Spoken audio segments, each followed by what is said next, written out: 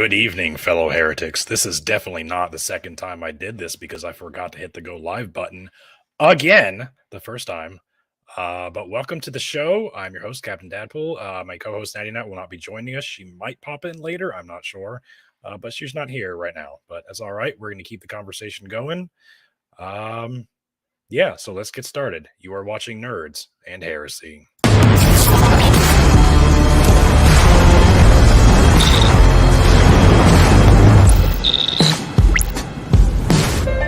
Hold on to your butts. Nothing but strict professionalism on this show, sir. I hope you're impressed so far. I'm loving it so far. I'm having a good time. So everyone, this is Aaron Rabinowitz. He's the host of Embrace the Void podcast and Philosophers in Space. He's a very, very sharp guy. I got the pleasure of meeting at the American Atheist Convention. He delivered a speech that was very good. Better than mine, I would say. I enjoyed your speech. I thought it was a lot of fun. Oh, I'm glad you enjoyed it. You seem much better organized than me, though, so I'm gonna have to take some points. You start to work on structure. It's a little, you need a conclusion paragraph slipped in there.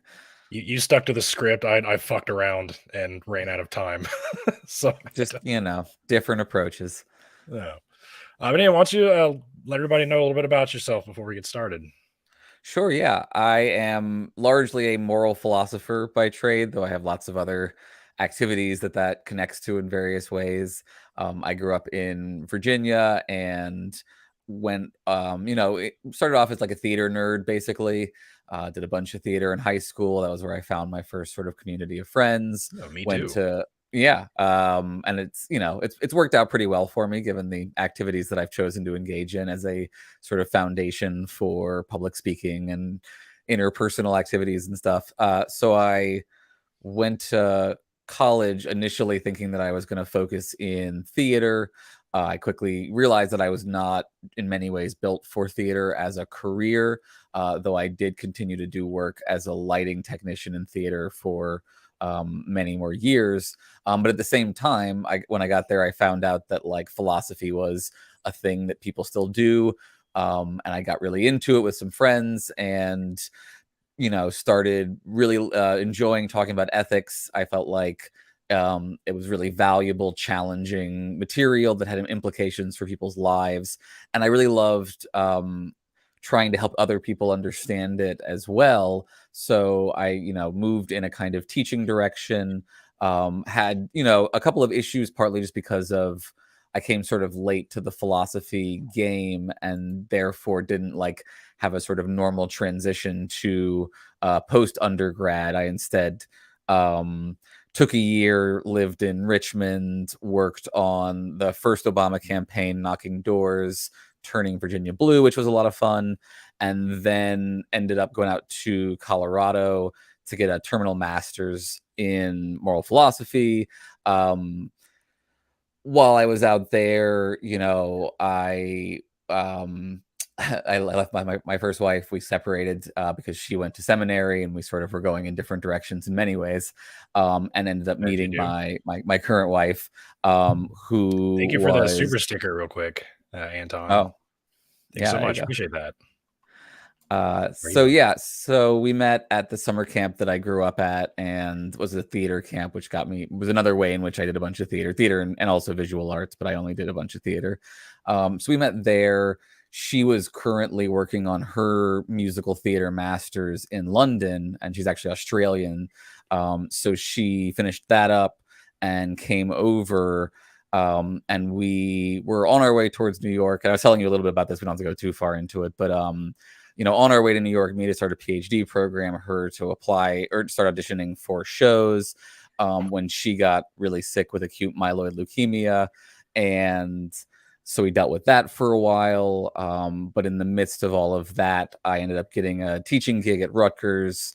I taught there for 6 years or so, and then they were like, we love having you here, but you should definitely finish your PhD. You should actually do a PhD. So at that point, I was more interested in the education than just pure philosophy, and so I went for a PhD in education, which has been what I've been doing for the past couple of years, which has been wonderful in terms of giving me access to a bunch of interdisciplinary material that isn't just pure philosophy. So psychology, critical theory, all the wokeness stuff that's been going on in the culture wars. Woke That's been culture. Yeah, I've been fully indoctrinated into a bunch We'll of get into that, SJW I'm stuff. sure.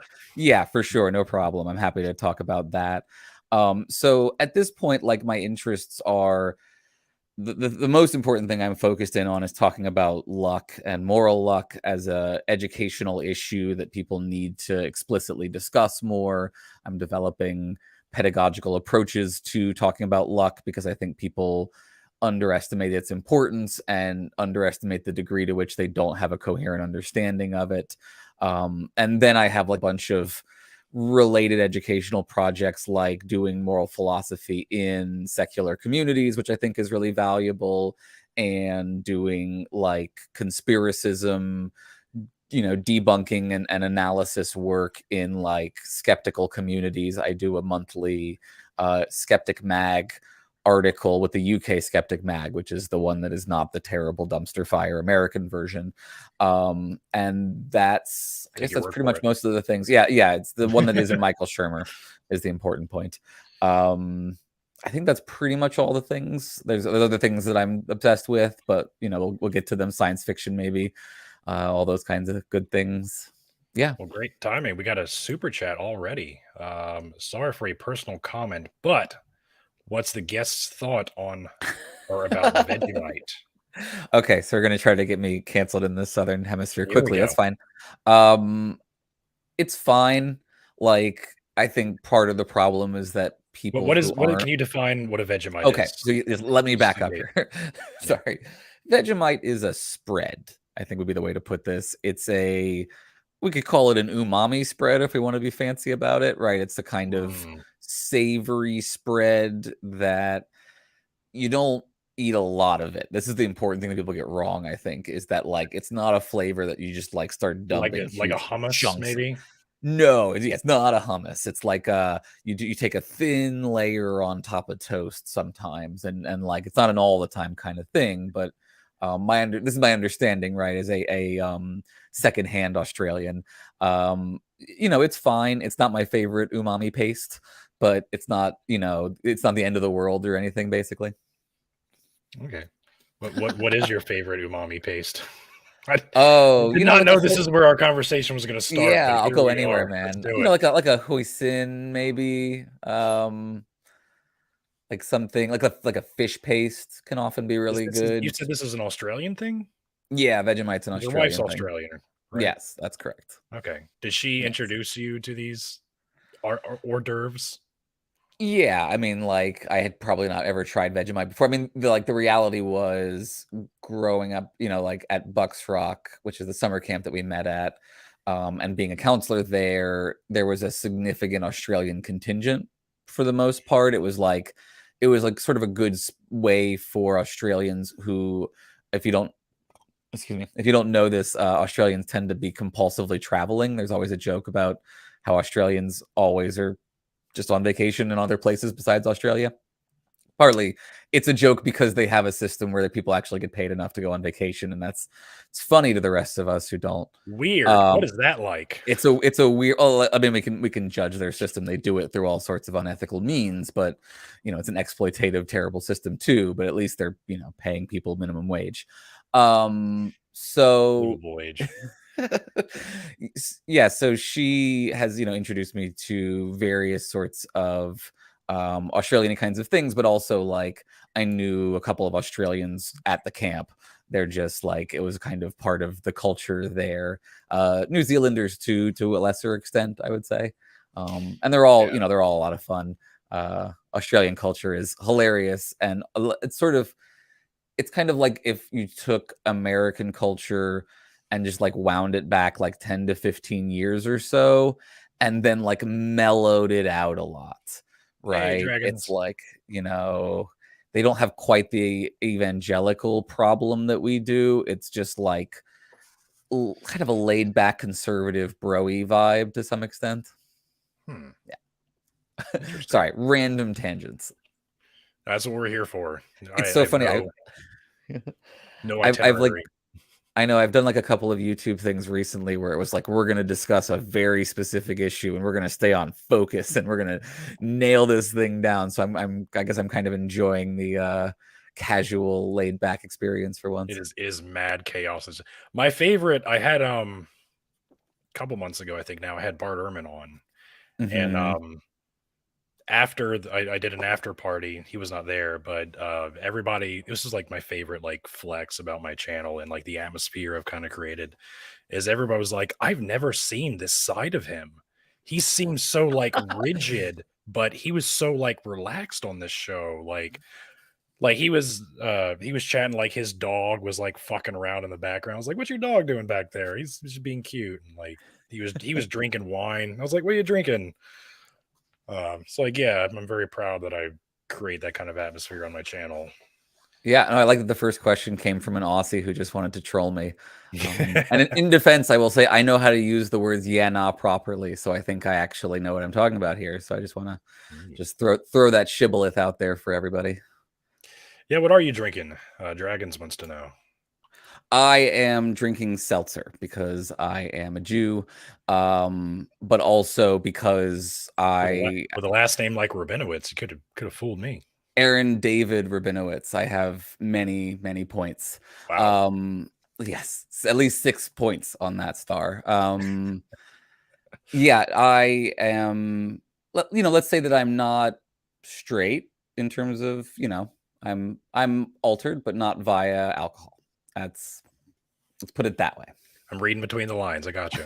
As an educator, I try not to be super specific. I'll say all the things I'm doing are legal and prescribed. I am drinking Kraken. There you go. I prescribe you Kraken. I think if I was drinking something right now, it would be bourbon of some sort. Preferably something, like Knob Creek or something, but more likely, something like Jim Beam because I am a poor college student. Yeah, very much a dark rum guy. I had a bad experience with whiskey. It was the very first thing I got drunk off of when I was like, as soon as I turned 21. It was the first thing I ever drank. I was very straight edge growing up, and I ended up I was heartbroken because I'd broken up with a girlfriend and all that, and ended up passing out in my own vomit, and it's a horrible scene, teenage shit. And ever since then, I can't even stand the smell of it. Like, it makes me gag. I can still drink it, but I don't really enjoy it. Oh, I had 2 versions of that, and also I want to say love to your Aussie people. I'm not actually giving you. I'm just taking the piss back a little bit, so it's fine. I had one. There's a game. I don't remember what it's called. Like it's one of these like secret indoctrination into a drinking order of some sort kind of games where you have to do like a specific ritual of drinking and you have to do all the moves correctly. And if you don't, you have to drink and start over, basically. A keg stand. Not necessarily. No, not like a keg stand. just like it's like a mimicry kind of game. You have to, someone else in the room does the thing and you have to watch them and try to do all the exact things correctly. And if you don't, I know what you're talking about. Takes a couple of times. Usually you get pretty drunk by the time you figure it out. I did not successfully figure it out. And also that was the last time I felt the need to drink beer. I didn't like beer to begin with. And like, I never developed a taste for it. So it was that one. And then it was gin. I just never could stand the taste of gin. And the one times I tried to drink it in college and it's just awful. Oh, mead. It's too expensive. I fucking love mead. Oh my God. It's fine. It's good. It's not terrible. Mead is my absolute favorite thing to drink, but it's so expensive. I can understand. Yeah. Oh. Anyway. Sake. I like really good unfiltered Nagori, cold Nagori sake. I'm mispronouncing every word in there, I'm sure. Thank you. But yeah, that stuff's delicious. It's like alcoholic coconut milk, and it's just so sweet, and you get so fucking drunk. Yeah, hot sake is so good. Yeah, it's good. It's good too. Sake generally tasty. All right, so let's get into it. We fucked around a little bit. Let's get serial. totes cereal right I now. promise you, it's all fucking around. Just we can pretend that it gets more serious, but sure. So philosophy, you are working on a PhD in moral philosophy, correct? And you mentioned a term that I don't think I've ever heard before, moral luck. Can you explain what that is? Sure, I can explain it for as long as you want to hear about it. Yeah, and I should say technically, I'm getting a PhD in education, with an You did emphasis say in that. moral education. It's like some people will care about that sort of thing. I think it's not important. Other than that, you learn a bunch of things and you learn different things to some extent. Done, dragons. And I thank you in advance. A bottle of mead. There you go. That's how you get into the good Wow, graces. tempt me. So yeah, so moral luck, right? And this is one, it's easy to explain, but I've been testing out trying to explain it specifically to non-believers using examples first, just to see if how compelling those examples are. So, for example, right? Take Adam and Eve in the garden. I think we're Oh all boy, familiar, right? Um, vaguely. does it seem ethical to you being Eve suddenly brought into existence after peaceful non-existence and essentially created as a fuck buddy for Adam, I guess, and told to be subservient? And then some weird psychosexual stuff happens with a snake who's friends with God, sort of, maybe, and they've got some weird will they won't they thing going on, and then the snake gets you to eat an apple and suddenly you're being punished with the pains of childbirth. Does any of that seem fair in any way to anybody? No, I would say no. Right. Seems really fucking unfair, right? Like you were Another placed into this situation without your consent, which is not mm, unlike God to do, by the right, way. right, But right. yeah, like I created you, and I created you with the potential of having this sinful nature, and Mhm, I mhm. created you with this desire to rebel against me, your creator. And if you act on that desire, then I'm going to punish you and all of your descendants for all eternity.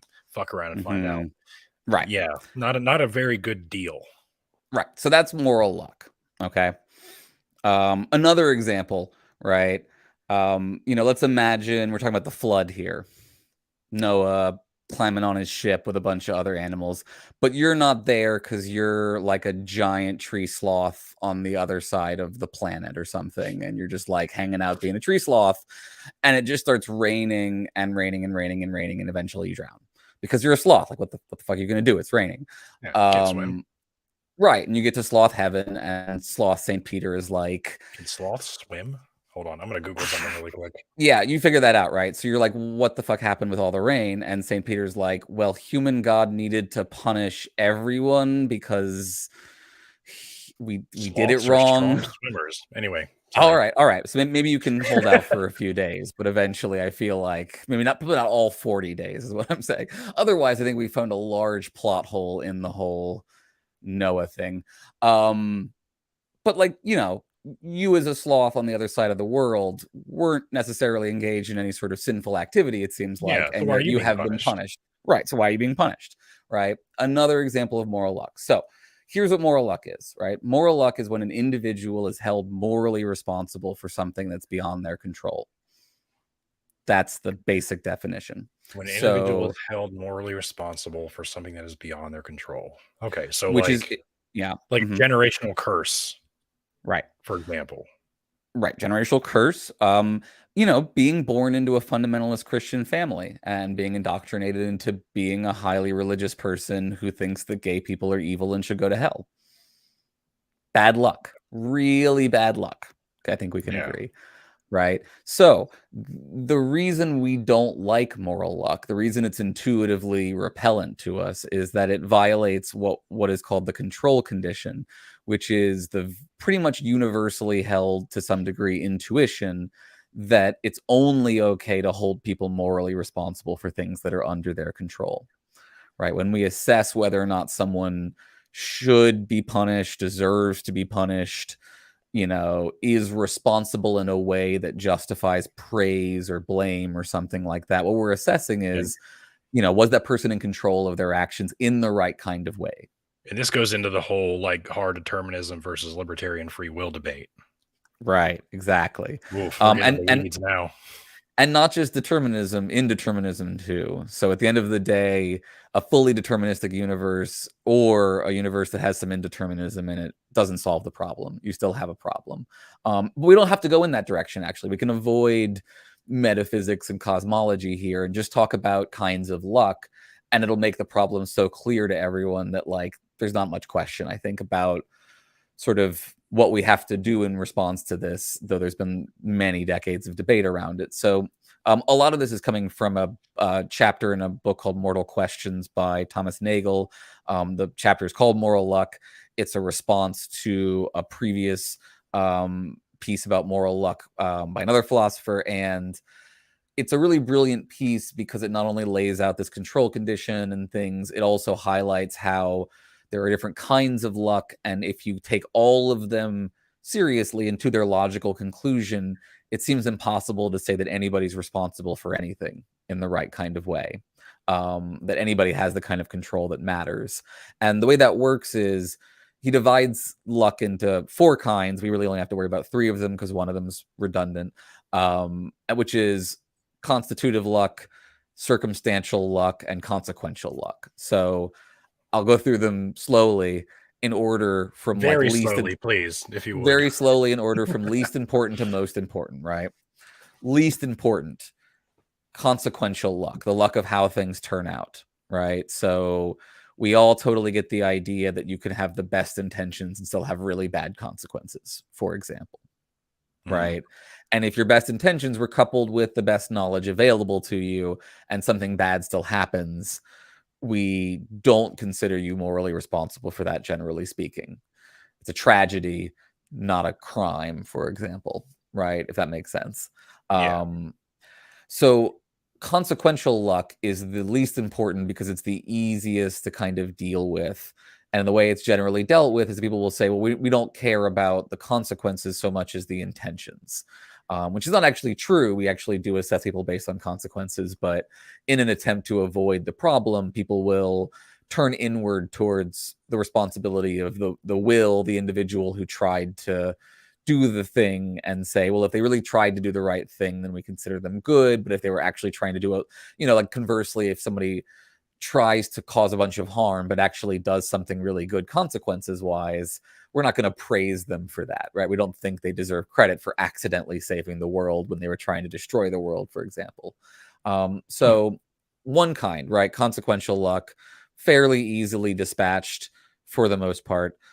The second kind, circumstantial luck. So the luck of all of the things you experience in your life. The most straightforward example of this is going to be things like whether or not you had the bad luck of being born in 1930s Germany, right? Like, did you happen to be born in a place where you were almost certainly going to be either indoctrinated into a fascist death cult or killed by a fascist death cult? Like, those were mostly the choices.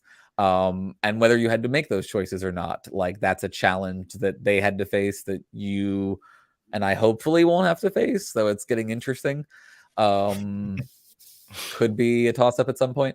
For the time being, though, like, I would think it's fair to say we're better off living where we are here and now than the people who were living in Germany at that point, right?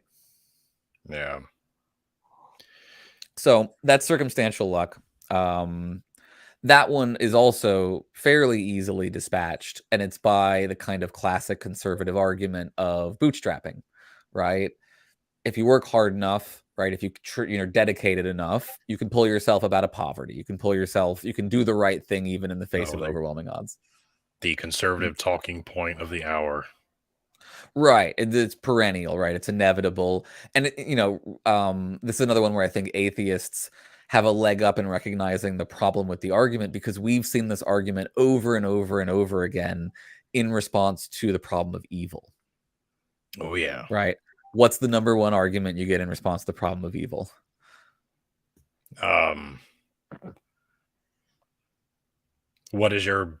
how do you base your morality?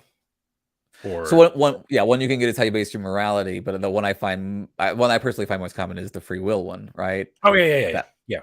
right? God wants us to be happy, but he also wants us to have free will. And so he gives us free will. And then if bad things happen, that's on us, right? Yeah, Um, convenient. and there's scientific evidence that shows there is some correlation. It's somewhat debatable because I think some of these studies are based on understandings of free will that are not ideal and so may be compromising some of the data. But at least let's say, for the sake of argument, current evidence suggests that there's a direct correlation between belief in free will, belief in conservative worldviews, and a desire to punish. The direction of causality may be complicated. It may be the case actually that like it starts with a strong desire to punish, and then like the belief in free will is the rationalization after the fact. But the point is, right, through a combination of appeal to free will, intent, hard work, these sorts of things, people will say, well, we can still hold somebody responsible even if they have the bad luck of being born into a highly impoverished situation, into a, highly racist religious family or something like that, that like still some people escape. So it must be possible to do so, right? Yeah. So then we hit the wall, right? Here's where things get bad, which is constitutive luck, which is the luck of all the things that go into making you who you are, right? The reason this is bad is because it seems to undermine the idea that even your will, your intent, your beliefs, literally everything about you, all of your features, all these sorts of things, later dragons, all these things are ultimately the result of luck. They are ultimately the result of factors beyond your control, that you didn't have a choice where you were born, how you were raised, what your genetics were, X million numbers of things, right? Ad infinitum, back through history. At the end of the day, everything about you is luck all the way down, which means we can't hang moral responsibility on even your intent, right? Even your pure desire to do good is the luck of having been taught to be the kind of person who desires to do good. My favorite example of this is another religious example, which is and another Holocaust example. There's a apocryphal story about two people in the camps, one guy kneeling and praying, and another guy comes up to him and says, like, what the fuck are you praying about in this place? Like, what could you possibly have to pray about? And he says, I'm thanking God for not making me like them. And I feel like it is a very powerful acknowledgement that like I hadn't heard that one. there but for the grace of luck, you're the Nazi, right? Like most people end up the Nazi. You don't get to think that you're the one exception to the rule, that most people end up being the Nazi. Like, wouldn't you rather be the victim of genocide rather than the perpetrator of the genocide? Right. Or as Socrates would say, right, Better better to suffer evil than do evil, which I think is true. to suffer evil than to do. Yeah. Right. Nice. So hello, welcome. Hey, welcome. So yeah, that's where the problem gets very real, because there's not a good argument against constitutive moral luck, in my opinion. I think it really does fully undermine the concept of moral responsibility, and we should jettison that along with the belief that like anybody deserves to suffer. And then things get really interesting about what do we do with a lot of things once we accept that view. So that's basically like my life's goal, is to try to help people talk about these problems in a way that empowers them to be more compassionate, to be more humble, to be less about desiring praise or seeking to blame other people, and more about helping pay forward whatever luck they have to other people who have less luck.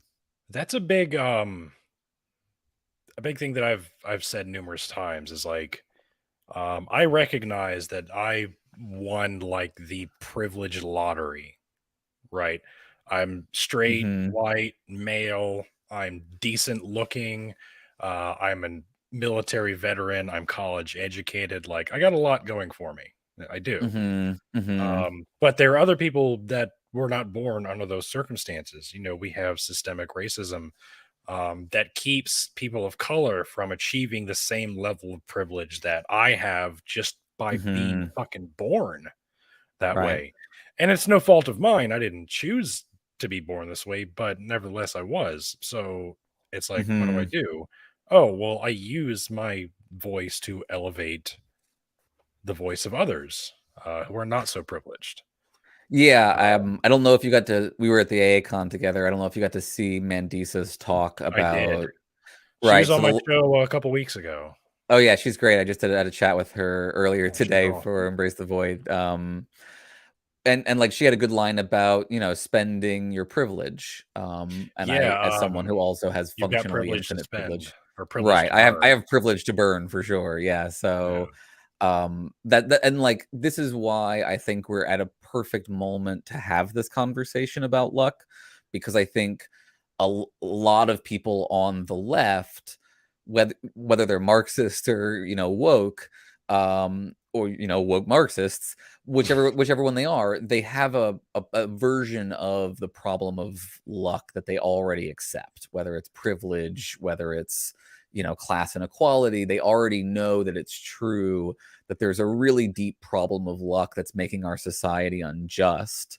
And it's interesting, on the right too, there's a real cognitive dissonance, I think, going on, where a lot of them cognitive do. dissonance on the right? Say it as a I know, but Sorry, not keep just like going. not just the normal one, right? This one's a this one's one that I think we don't talk enough about, which is a kind of and this is going to bring meritocracy into this. It's a meritocratic cognitive dissonance. They recognize that our system is unfair, and yet at the same time they want to believe that it's fair because I think they want to succeed in it and thereby get credit and deserve to be wealthy. And in the meantime, though, when they're not wealthy, they have a kind of self-loathing that comes from believing that it is, a roughly fair system enough, and they're just not succeeding at it.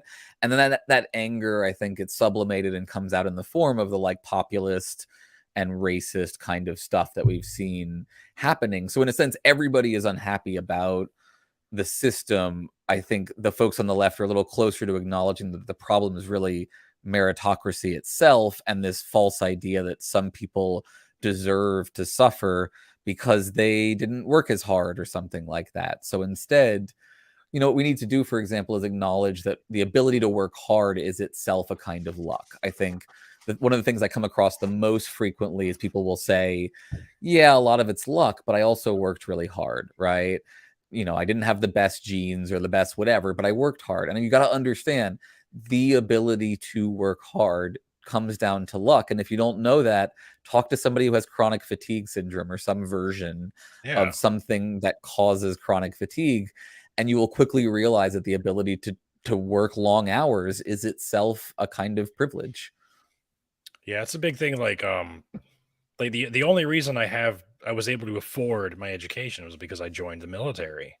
But there are plenty of people who are not qualified to join the military and receive the GI Bill, which pays for your degree, even gives you a stipend to live your life while you attend college. Like, it's a pretty sweet fucking deal. But there are people out there who, like, oh, you were arrested for underage drinking at one point, so you can't join the military. Sorry, you have a tattoo in a certain place. Sorry, you can't join the military. You were not brought up to have a certain level of education. Sorry, you can't join the military. So like it's like that. Like, even though like I took advantage heel of that. splints, right? Or shin splints or something, whatever it was. Shin splints. Sorry, I have shin splints. I can't. Well, in that case, he used his he is his own avoid, cluster of very bad luck, I think we can argue. Yeah, just like Mitt Romney, who he just, sorry, I'm a Mormon and I have to do this missions trip, so I can't be drafted. Sorry, guys. And I also want to note, I just want to make clear, like, having good or bad luck, again, doesn't make you a good or bad person. Yeah. Right? Like, you deal with the hand you're dealt.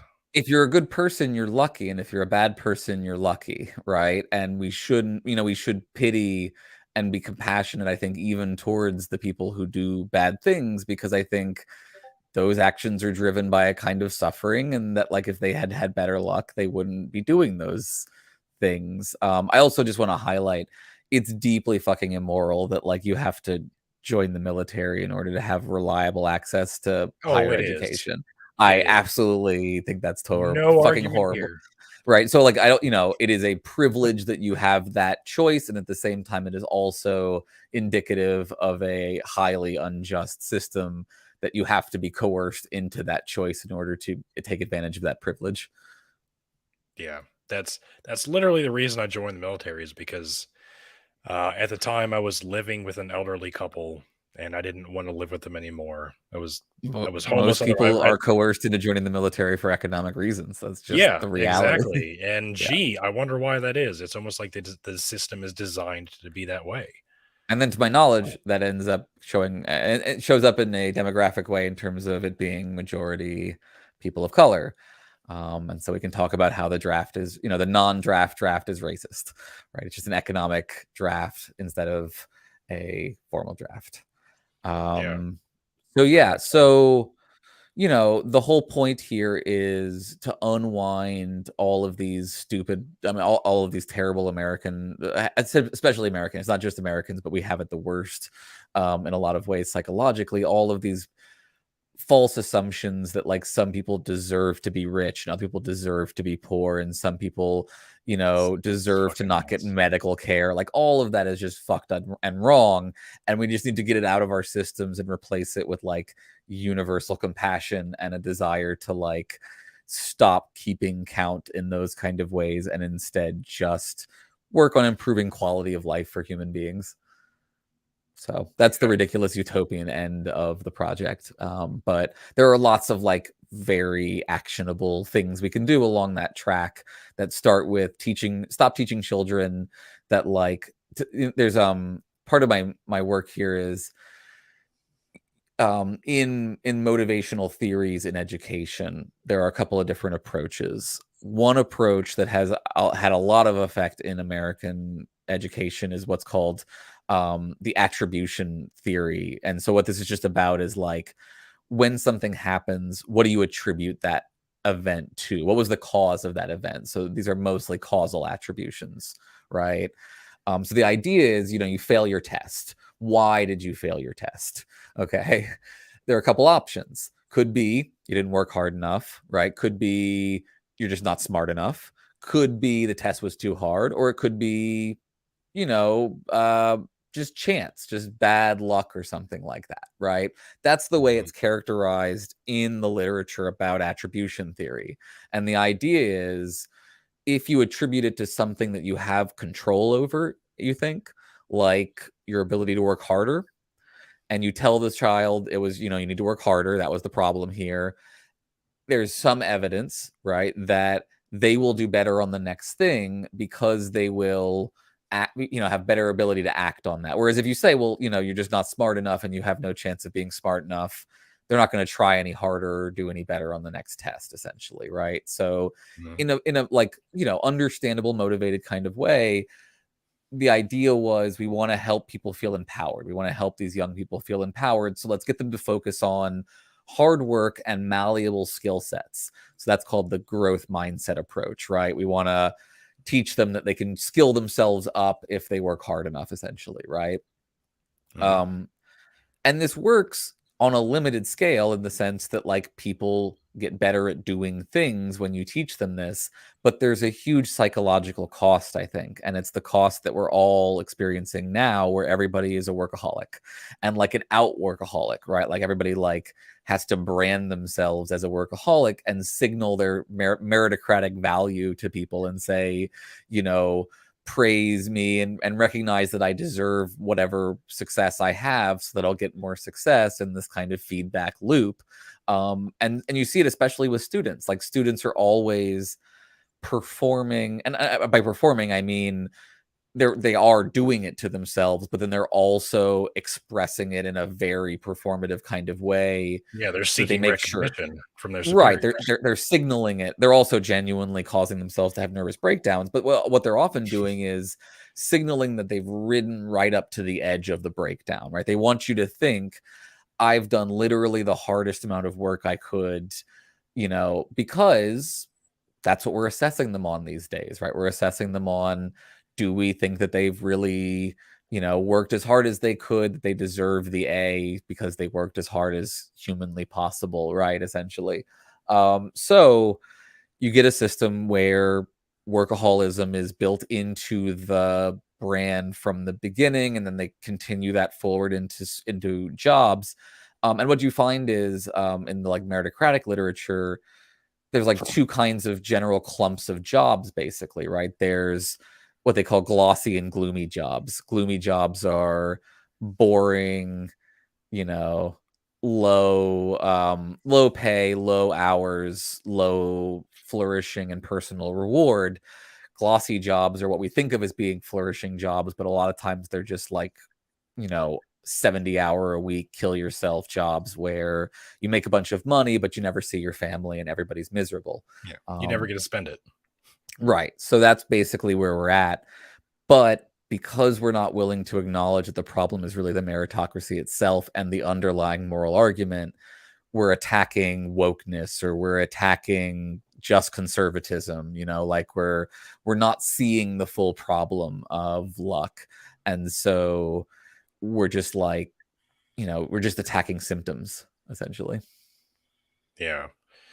They use the line, all men are created equal, and they lean on that very heavily. Is this the American dream? Everybody has the same opportunity. Well, no, you fucking don't.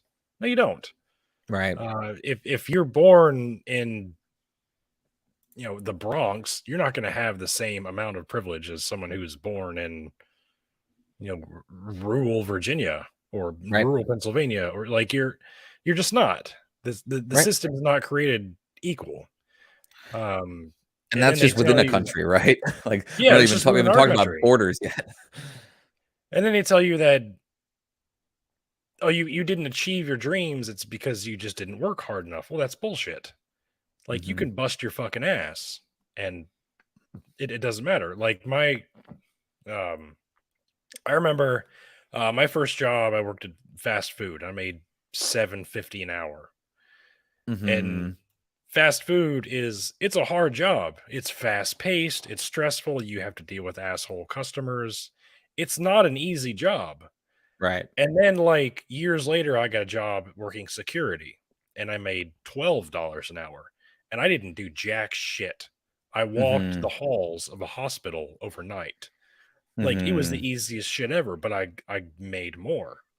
Right. So you can't act like the amount of sweat that comes out of your face is directly proportional to the amount of money you should make for that. That's not how that works.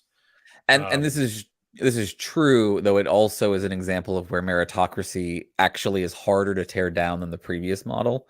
So we all, I think, know that there isn't a direct correlation between the difficulty or the horribleness of a job versus how much it pays.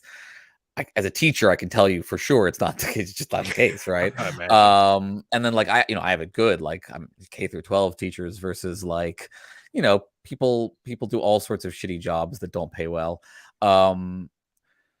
But what's different about the meritocracy is there is a bit of a pushback where the people who are at the high end, who are super earners in our system, are not the previous version where they're rich aristocrats sitting around not doing anything. We have this image of them hanging out on boats doing nothing, but the reality is a lot of the people in that area are working 70, almost 80 hours a week. They're working horrible workaholism hours in order to make that kind of money. And part of that is that it's a way of signaling that they deserve the money, right? They can say, how can you dare take away, the millions of dollars that I made working, 80 hours a week and not seeing my family? I made a hard choice to create this thing, doing that work. I deserve all the money that I have now. And that's a tougher argument to push back against than, oh, you inherited all your wealth and you've lounged about being rich. And you see it when you still see people, when they're trying to attack Elon Musk, for example, they'll talk, a bunch about how he inherited money and the, emerald mine, apartheid stuff.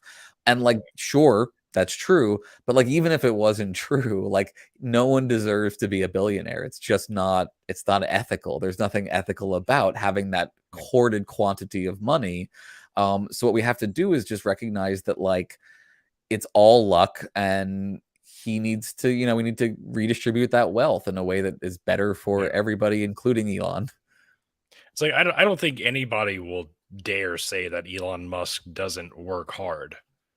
Like, the dude spreads himself pretty thin. Like, if you talk about workaholic, I'm pretty sure his picture's in the dictionary under that term. Like, he's doing so many things all at once. But where's the line? Like, there's plenty of other people who are just as who have a similar work ethic, who is a hot tar roofer. Right. But they make $20 an hour, bring him $800 every 2 weeks or something. Working under worse conditions, even though they work the same amount of hours. Like, the system is designed for people who know how to work the system. And then you add in the luck of, like you were saying, things like where you're born. I always like to say that borders are essentially just luck dams, basically. It's a way to that's good. Create a wall, aggregate luck on one side, prevent people from coming over, and then met that luck out to your citizens in exchange for how many Mexican billionaires are there in this country? And it's like zero. Yeah. And it is basically the way a lot of first world countries work.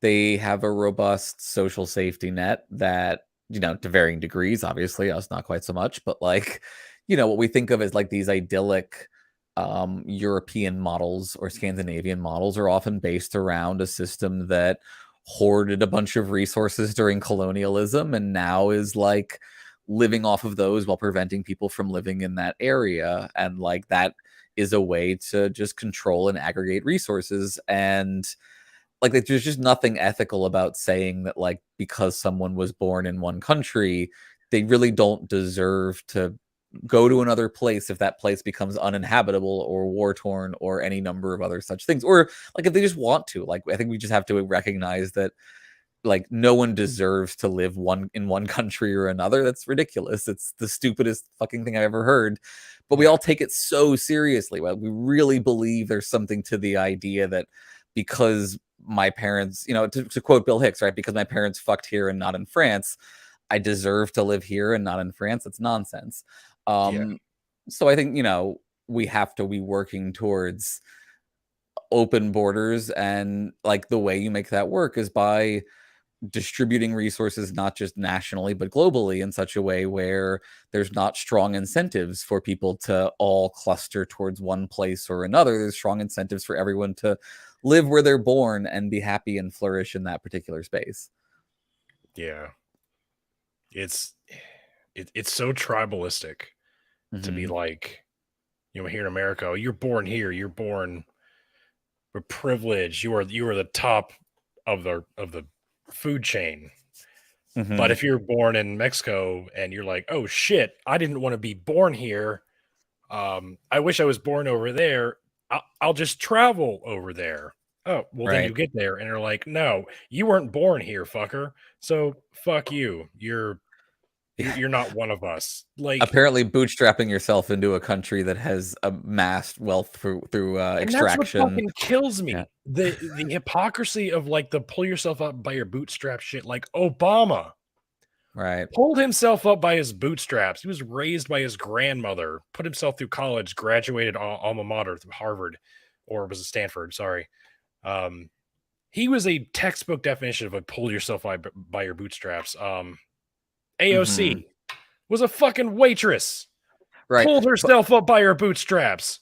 But do you remember what happened when Obama said you didn't build that? No. Okay. Yeah, Obama said, he had a speech, and it's basically a speech about moral luck, where he says, look, you have this business here that's great, and we appreciate that you've worked to build that business, and we respect it, but like your business only exists because of the infrastructure that's there for you. Like you didn't build that. You didn't build all of the system that's there that you need to like do this thing.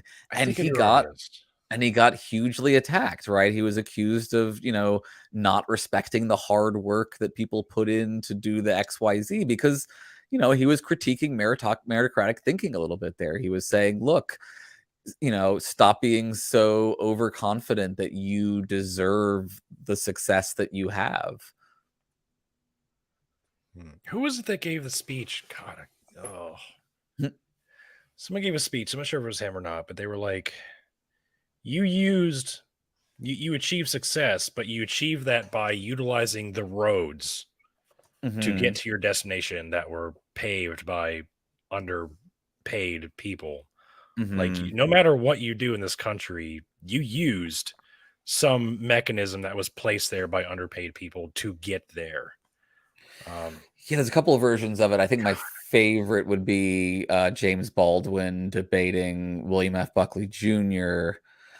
about slavery, about racism and the American dream. And at one point in that, and if you haven't watched this, absolutely Google William F. Buckley versus Baldwin and treat yourself to one of the best debates in history. It's so beautiful. He's so well, he just argues from so many different approaches. And one of them, because he comes from a somewhat familiar with kind of religious approach backgrounds, he calls it a Jeremiad, but he kind of lays out his experience and he puts it in the first person and he says, I built the railroads and I dug the canals and I planted the cotton and all these sorts of things. Yeah, that's the one. They have the full version out these days and it's good. And then what you should do if you really love it is read the book. I think it's called The Fire is Upon Us. The Fire is Upon Us, which is about the Buckley Baldwin debate. There's a really good audiobook about it. If you're looking to do, some social justice-y, racial justice history stuff, it's a great window into the conflict over thinking about how America was going to deal with race. Because Buckley really does kind of say, look, white people are going to defend to the death their right for this to be a white nation. And you're just going to have to acknowledge that. He puts it in fancier Yale talk than that, but translated, that's pretty much what he says is we're going to treat this like D-Day, culturally speaking. And look, here we are at D-Day, culturally speaking. They did, in fact, fight to the death and are continuing to do so. So it's, it's a great tie in there. But yeah, Baldwin has a bit where he basically says, my people, I built all of these things. We built the American dream. We have a right to it as much as anybody. And it's fucked that we built it and then are denied access to it. Yeah. Oof. Hey, Nat. Is that Nat. Co-host? Yeah. Yeah. Nat, I'm gonna send you the link if you want to join, but you don't have to if you're tired. Seems like they're trying to. Oh, are they? They're in the chat saying they're trying to get home. Oh, trying to get home. It's okay. You're still cool. Everybody's cool. It's cool. We're having fun. I'll send you the link in the Discords when you get home and you get settled. Feel free to jump in. Anyway, we're so rambly here. It's not like we're going anywhere. Yeah, right. Oh man, where do we go from here? I guess this would be a good lead into. Was that? I was gonna say systemic racism. That's exactly what this would be a great lead into systemic racism. Yeah, you had a discussion / debate with T-Jump. Was it yesterday? Mm-hmm. On sure systemic did. racism. Yeah, and he didn't seem to agree with a lot of the definitions of systemic racism. Yeah. Yeah. I'm confused about his hang up with a lot of those terms because how do I say this? I don't know how T-Jump grew up, but I grew up in it. Mm-hmm. I grew up in a rough neighborhood. Mm-hmm. See what I'm saying? I know what it's like to have. I watched people of color be forced into low-income housing or income-based Mhm. housing, and then those our district be gerrymandered to disclude them. Mhm. And then when Mhm. voting time came, they would close down the voting booths that were closest to those neighborhoods. And hey, Right. not too long ago, there was an entire God, was it 6 or 7 years ago? There's an entire income-based housing section that Mhm. was suddenly it was there for years. Like me growing up, it was there this entire time. Suddenly, it was like condemned. Like the whole thing was condemned, and everybody was Mhm. kicked out. I'm talking Mhm. dozens and dozens of families, Mhm. um, primarily people of color, and it was leveled and replaced with a courthouse. A brand new spick and span courthouse, man, was Right. placed where all these people lived. Like, Yeah. I I So can't what watch that and be Mhm. like, "Systemic racism's not a thing." What? Right. They call it cement pool approach. There's a bunch of examples where during desegregation, white communities, rather than allowing people of color into their pools, filled them in with cement. A kind of classic example of, if we can't have it just to ourselves, we're just I've going to not heard that destroy the term resource before. entirely. Yeah, there's like a whole book about it that's really good. And I'll add one thing in here, and then I want to defend T Jump a second before, explaining why I also Yeah, yeah. disagree with him. Um, Another example of this that relates to what you were talking about earlier is the VA bill stuff, all of the money that goes to people who are in the military to do things like get loans for buying houses. So there's a very well documented period alongside the period of things like redlining, where all of the like GI Bill resources get funneled to white communities and white veterans, and not veterans of color, right? Veterans of color Mhm. struggle to get access to those resources or use them. Now, um, the T Jump defense part, right? What I think T Jump's view is that for something to be racist, it has to involve explicit racial intent of some sort. I think he's inconsistent about what kind of intent. Most of the time it's harmful intent, though he will also, I think, sometimes acknowledge that there can be forms of racism that are, quote unquote, benevolent in nature. So it's not entirely clear if the problem, I think, is just, you know, are you taking race into account? Because I don't even think that he thinks that's a bad thing necessarily.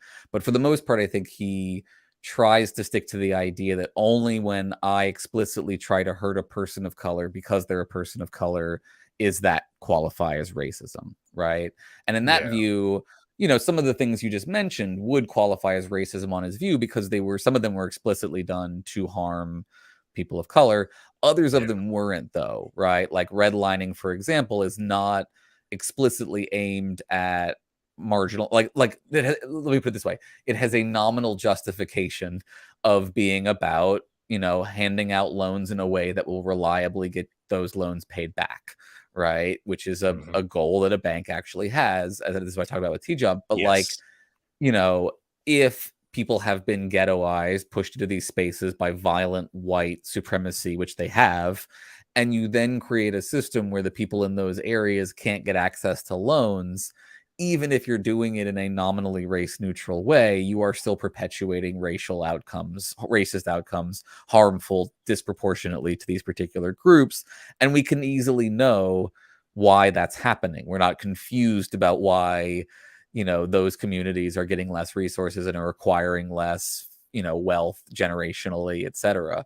um and I think he just doesn't want to call that racist. And like, what was weird in the debate was he's willing to acknowledge that those outcomes are racist outcomes, and even I think that they're bad. Like, when we talked about the food desert, for example, which is a Yeah. situation where, Surprised me he had people. never heard of that before. Y- yeah.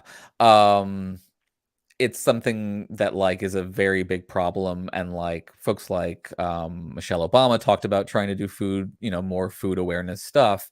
Mhm. But this is another situation where through factors where nobody is intending, quote unquote, to be racist, you can create a system in which marginalized people have no access to healthy food or very low access to healthy food. Yep. And these Fast are food is bad their only things. option. And I don't think he even thinks they're not bad. I just think for some reason he doesn't want them to be classified as racist. And I don't quite know why at that point. Like, I'm not Yeah. sure what He's hangs very on. reluctant to attach that label. Right. If I make up a new word, I think I call it System. schmacist instead of racist. But we all agree that schmacism is bad and needs to be eradicated. I feel like we're just wasting, time. Whereas what I think what makes more sense is to say, well, look, there's multiple kinds of racism. There's systemic racism and there's personal racism. They're both bad. They're separable. Sometimes they overlap. Historically, they overlap for large periods of time, but Mhm. they're also, ongoing forms of this that need to be addressed on both fronts. Like, I think we could all agree that like there's still active racism. Like, it hasn't gone away just because people are quieter about it. And there's a bunch of systemic racism too. Like, these are things that need to be addressed, whatever you want to call them, as long as you're not saying they don't exist, which some people like James Lindsay do. Like, then fine, call it whatever you want, I guess. Right. The caucasity of the caucasity of schmatism. racism, yeah. Jesus. Right. We'll call it bright supremacy or schmite supremacy, whatever Bright you want to like. supremacy. I like it. Schmite Christian nationalism. I don't care. Oh Just my like God. just acknowledge that it's what's slowly not that slowly killing all of us. Yeah, like you can't deny that there are certain systems in place. I mean, you can, but you're dumb for doing so. Yeah, Or and you're I blind feel bad for because he's doing not so. here, to respond or anything. I will say, I generally think it's not a great idea to do philosophy via the dictionary. Sometimes it can be useful to point to something in a dictionary, but generally speaking, doing something where you're like, there's one right meaning of a word, and it's the first entry in the dictionary. Like, Yeah, that's not how any like, and I would argue not how people who do philosophy really actually deal with the way that definitions work. You have to, argue for essential features. You have to in some way explain pragmatically why your definition is more functional for usage. Merely pointing to a dictionary and saying, well, this is the common usage. Now, that can be part of an argument, right? I can say, look, pragmatically speaking, we shouldn't change the definition of racism because most people think of X when they think of racism, and if you try to change it, it's going to confuse everybody. That could be an argument, right? But I yeah. don't think there's a reasonable argument for that here, because systemic racism is really not that confusing a concept to understand. Yeah. We're not torturing the concept. It's a right? distraction still. It's a waste of Right. time to try and split hairs about definitions on this concept when the data is there. Mhm. It's just there. Like, to look at the data and be like, oh, I think this part could be more accurately described as this, and this part could be more accurately defined as that. Like, you're missing the point. Like, bad shit's happening according to the Mhm. data, and we need to do something about it. Doesn't matter what you call it. Right. Marginalized people are being affected at a disproportionate rate Right. to everybody else. Another argument would be, well, it's an emotionally charged term, so pick something more neutral.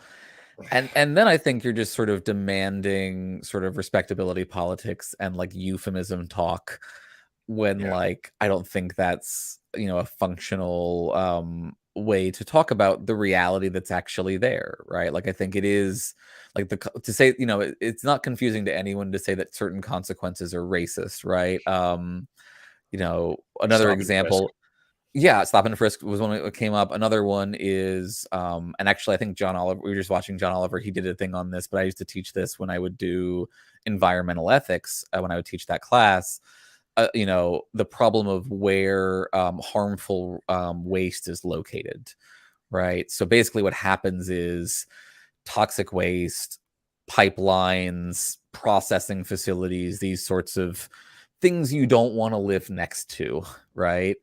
They Yeah. got to go somewhere, right? So you get not in my backyard, right? You get the kind of NIMBYism problem that is a big issue on a lot of fronts for people, where nobody wants it in their backyard. So what happens is it goes in the backyard of the person who has the least ability to resist it going in their backyard, which inevitably means poor communities, and specifically communities of color. They've actually done studies and found that, like, it's not just poor communities, it's poor communities of color disproportionately are the targets of dumping of various kinds of things that lead to higher cancer rates and shit like that. So because you have like a poor community of white people, like Trailer Park over here, and you have a poor community of color people or black people over here.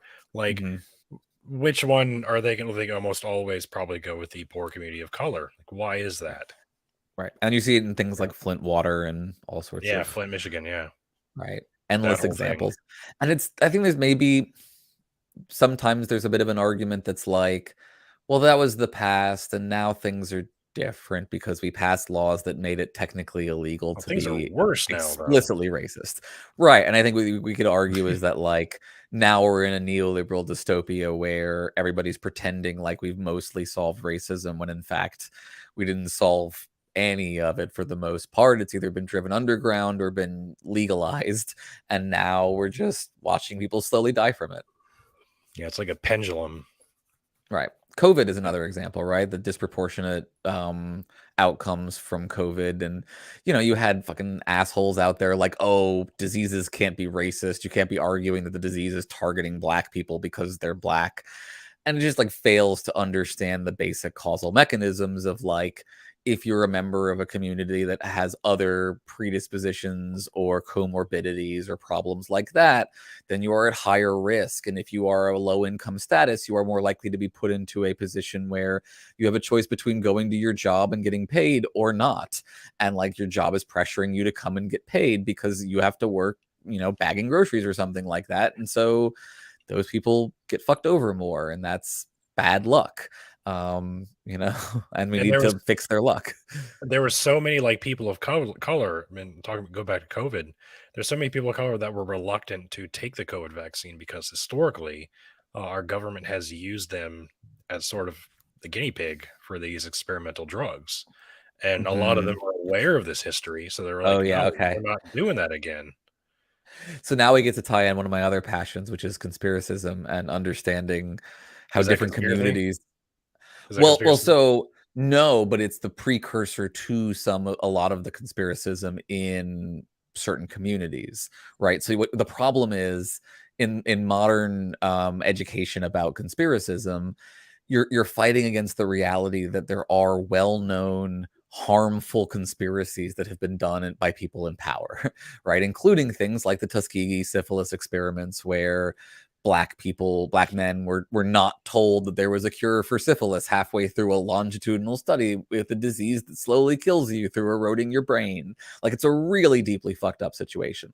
And so, like, you know, people have especially people who are in vulnerable and marginalized communities have reason to think that there are organized forces keeping them marginalized, essentially. And the problem becomes, then they are vulnerable to, well, you know who's really doing it?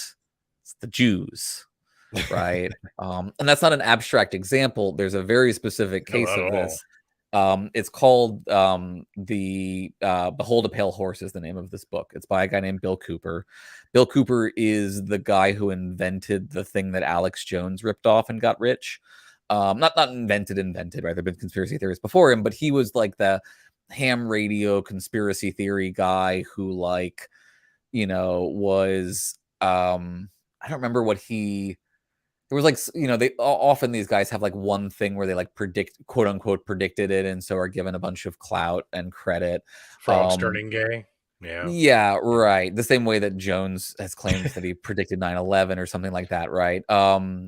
So basically what happened was Bill Cooper is doing these like radio shows, and they are getting a following, and they end up, you know, doing things like impact, like being the thing that leads to Oklahoma City bombing. Like, McVeigh was listening to Cooper and actually called into his show and asked him about whether you should engage in revolutionary violence. Cooper himself eventually gets gunned down by the government coming to try to collect taxes because he's a kind of sovereign citizen, refuses to collect taxes guy.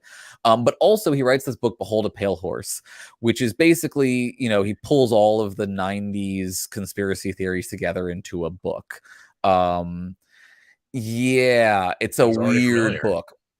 Yeah, so it's a book that one of the chapters, for example, is literally just the Protocols of the Elders of Zion, which, if folks are not familiar, is a forged document from around the time of the French Revolution that essentially blames the French Revolution and things like that on a Jacobin connection to the Jesuit connection to the Jews. It's one of the earliest Jewish anti-Semitic conspiracy theories. It's the laying out of how the Jews control the world kind of stuff. And it, at various points falls into disuse essentially, and then gets repopularized by people. So, what do you call it? Ford, right? Of creating the modern, economic system. Ford is also a rabid anti-Semite.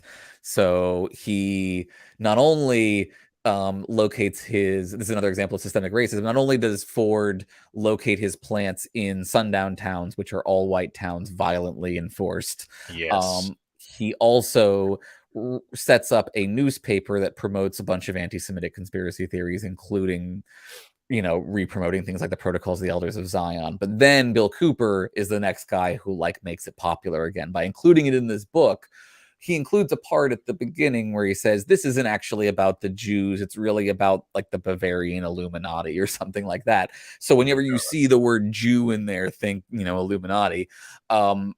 Strangely enough, people still read it as being about the Jews for some reason. That's just one chapter from a book that also has several other chapters that are essentially forgeries, other kinds of conspiracies, etc. There's been really good work by both Behind the Bastards podcast and Knowledge Fight debunking and explaining some of the forgeries that go into Cooper's work. But the reason I bring all of this up is because besides inspiring Alex Jones, Cooper is actually very popular in Black communities and communities of color, because Behold a Pale Horse started to be disseminated in prisons. People stuck in prisons would pass around this book of conspiracy theories and essentially say, here's why you're getting fucked over in prison, basically. So similar to radicalization into things like Muslim brotherhoods or something like that, there's widespread radicalization of people of color in prisons and low-income settings into conspiracy theories. And you see this come out in rap music. So there's a bunch of examples. Actually, I did a UK Skeptics Mag article about this. You see this in there's an Weapons of Mass Destruction is a reference that shows up in some rap music. Silent Weapons for Silent Wars is a reference. Wu-Tang Clan, I think, references this stuff specifically in some of their affiliates. There's actually a quote from Old Dirty Bastard where he says, everybody knows they're being fucked, and Bill Cooper's the one who tells you who's fucking you. Wish my wife was here to listen to this. She'd be all of this. I'm sorry that I can't. She knows all about that music. I don't. Oh yeah, fair enough. I love some rap. That's not my favorite kind of rap, but it is. Yeah, same. It's indicative of the way that Cooper permeates into these cultures. And so, for example, you get things like hoteps. Do you know what hoteps are? No. I just want to see how far down these really fucked up rabbit holes I can take your audience at this point. We're here for it. Yeah, hoteps are a subculture that could basically be described as a male Black supremacist culty subculture centered around things like really Egypt focused Afrofuturism, but male trad Afrofuturism. Yeah.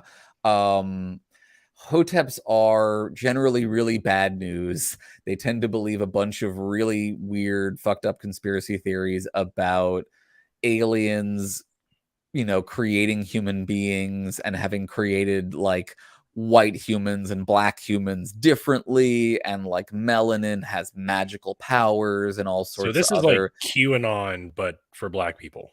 Yeah, it's 100%, and often it's associated with things like anti-vaxxer, other kinds of, dangerous medical misinformation kind of conspiracism. It is kind of an conspiracy situation, and that like it pulls in a lot of stuff, right? And this is a common problem with conspiracies, that like as a, like clusters of memes, because they have this part where they say, look, there's a they out there who's keeping information from you. That's one of the core premises, I would argue, for a lot of conspiracism, if not all conspiracism. That's a debated topic.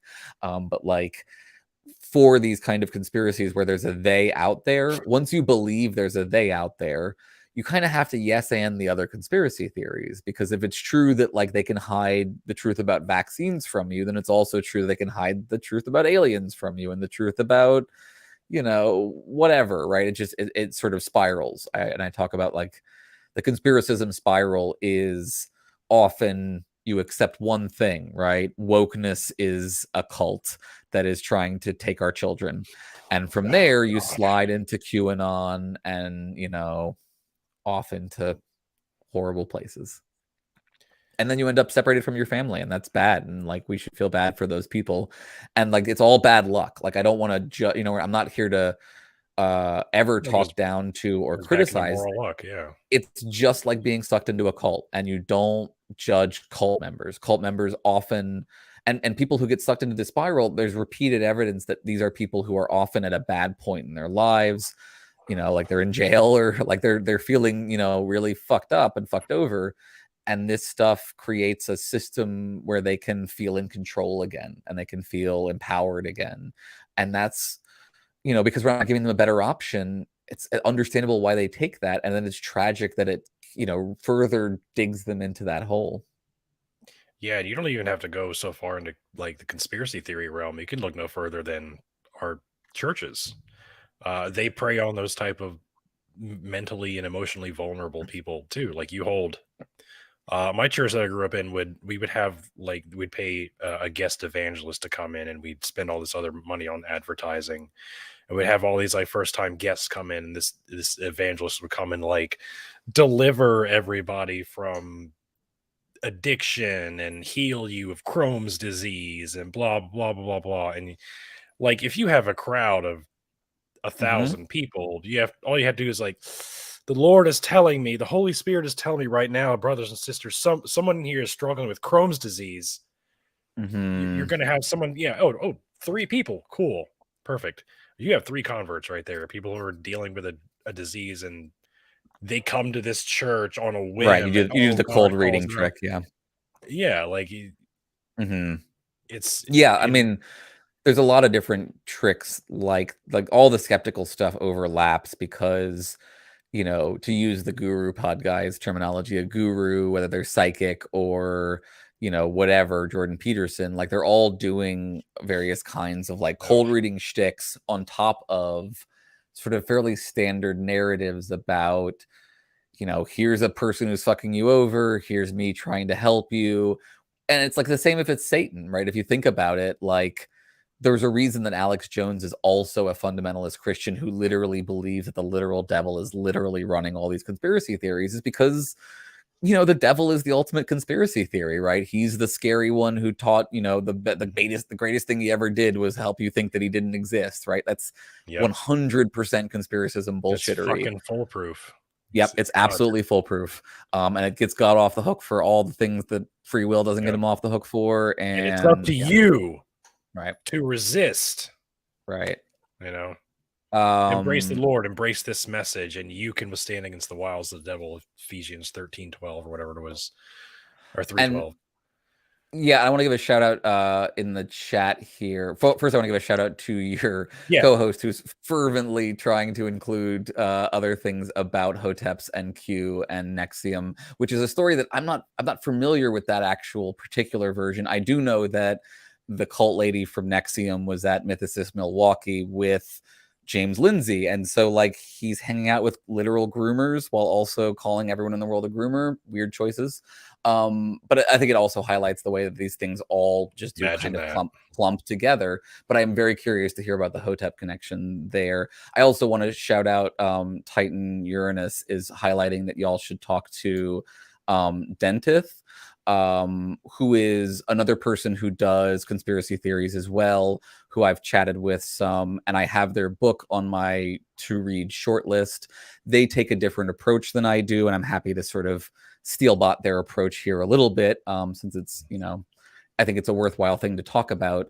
What I've been doing here is laying out a kind of generalist approach to conspiracism, which says there are these kinds of common features of conspiracy theories that mean that they are, can be grouped together in some ways and can be treated similarly and, stuff like that. Deneth's position, as I understand it, though I haven't gotten all the way into the book yet, but I've gotten enough of it to understand that they are critical of that view from what we call a particularist approach. And in philosophy, particularism just means kind of some level of rejection of like a structure or rules or distinctions that like are consistent and generalizable across categories. Essentially, basically, this kind of boils down to is saying, look, you have to take each conspiracy theory at its own and like assess it on its own terms. You can't kind of pattern match this thing looks like a previous conspiracy theory, therefore we should dismiss it as also being a conspiracy theory, right? Yeah. And this is a tricky issue because, again, we live in a world where there are actual conspiracy theories, so it can't be the case that all conspiracy theories are necessarily false. So what do? I don't think it's possible, and I think Dentith in their book, this is an objection that they're going to address, and so I'm very curious to see how they address it. But the number one concern with particularism is going to be it's epistemically untenable. We can't assess every conspiracy theory. We just, I can't spend all of my, like you guys can't, right? I can because I have infinite amounts of privilege. I can go down these rabbit holes all day for some fucking reason. But like most people don't have the time to like assess QAnon and assess, groomer and assess every fucking thing that the right wing is going to churn out in the next forever because that's their model now. So you to some extent have to rely on experts who tell you, look, this is a conspiracy theory, don't waste your time, and B, like you have to, and maybe that's going to be their answer, but I still think that like that's what I'm basically doing, or like like what is the alternative is either they just suspend judgment about all these kinds of issues, which is not fairly actionable, I think, or you have to create some basic heuristics and say, look, I'm pretty sure that the adrenochrome thing is false because it looks like blood libel and like blood libel is false. And so like we're going to reliably, or, the ivermectin stuff, there's repeated patterns of people during situations like this coming up with bullshit theories like that. That's a way to, avoid errors, I think, and like avoid costly errors with not a lot of potential cost. Things get more problematic when you start to enforce rules like, are you going to ban talk of ivermectin from social media platforms? Will that, prevent the one time when it actually would have saved a bunch of lives or something? So there's always this problem of like the 1 out of 100 or 1 out of 1,000 cases where maybe this actually would have saved people, right? So, that's the trade-off. We're always doing the seek truth versus shun error trade-off. The particularists have one approach, the generalists have another. A lot of people end up balancing these things in some kind of way. I think at the end of the day, you want to be really careful about anyone telling you that some particular group is engaged in some large-scale plot to do something, right? So other features of conspiracies. So some people have, for example, tried to address this problem by distinguishing features of conspiracies versus conspiracy theories, like genuine conspiracies versus conspiracy theories, where the features are something other than just belief that there's an evil group of people doing something wrong. So, for example, there's some evidence to suggest that an actual conspiracy kind of gets revealed slowly, piecemeal over time, whereas constructed conspiracy theories like QAnon, for example, come together very quickly, relatively speaking. So in a matter of months rather than a matter. So think like, Watergate versus QAnon. Like Watergate takes years to sort of unravel, whereas QAnon springs fully formed on the internet in like 6 months. Another example they'll point to is Bridgegate in Jersey, where it is eventually revealed that like Republicans did some stupid shit with a bridge to fuck over some people because they felt like they could, get advantage. Oh, wow. Thank you so much for the 666 super chat. That's and cheers to getting out of your spiral.